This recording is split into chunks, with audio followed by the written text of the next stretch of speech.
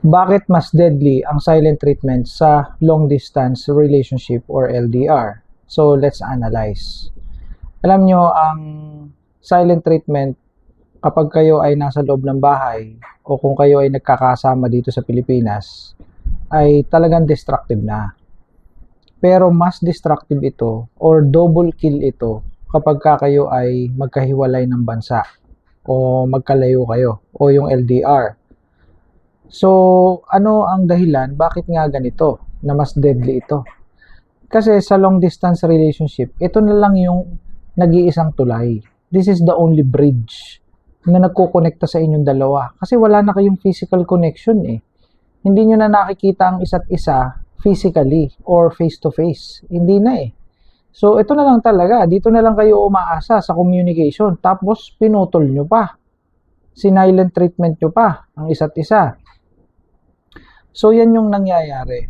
So, i-analyze natin. So, ano yung epekto nito sa ating isipan kapag tayo ay nagsa-silent treatment at nasa long distance relationship tayo? Una, ang taas ng anxiety natin. Meron tayong tinatawag na heightened anxiety.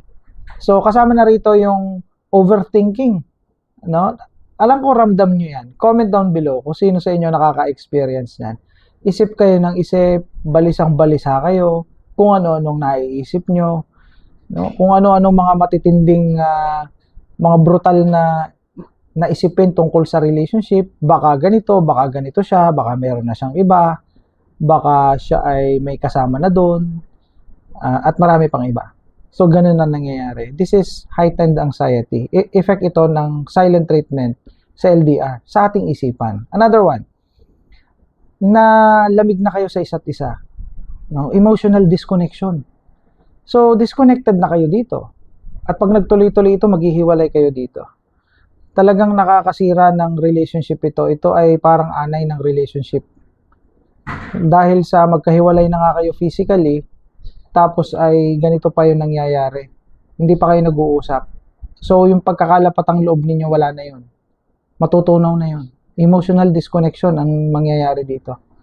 Another one, wala na kayong tiwala sa isa't isa. O kung may tiwala man kayo is nababawasan. Bakit? Kasi hindi na kayo nag-uusap, hindi na nga kayo magkasama, hindi pa kayo nag-uusap. 'Di ba? So what will happen to you? Magbe-breakdown na yung tinatawag nating emotional security. O yung mismo security sa isa't isa, wala na eh. Okay, so ano yung takeaway ko dito? Ang takeaway ko dito, sa LDR, kapag disconnect kayo dyan, nag-silent treatment kayo dyan, wala na kayong ibang way upang magkausap o magkalapat ang loob. Wala na, pinutol nyo na eh. Sa local relationship kasi, o yung relationship dito sa Pilipinas, o sa bahay, no, what I mean is yung magkasama kayo sa bahay, yun ibig ko sabihin ng local relationship. Nagkakasalubong kayo sa kusina eh.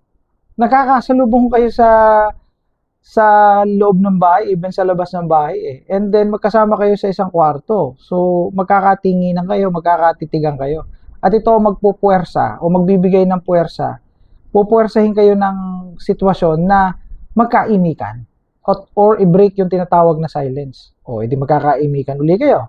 Di okay na uli kayo. Pero sa LDR, ang nangyayari is talagang absolute ang silence na to. Hindi nyo nakikita ang isa't isa. Wala kayong nare-receive na message sa isa't isa. Kaya ito ay tinatawag kong premature end. Okay? Nagkakameron na kayo ng premature end or ng nalalapit na pagtatapos ng inyong relationship. Kaya ang ending niyan, hiwalay kayo. Kaya yan yung mapanganib. See you in my next content. Bye for now.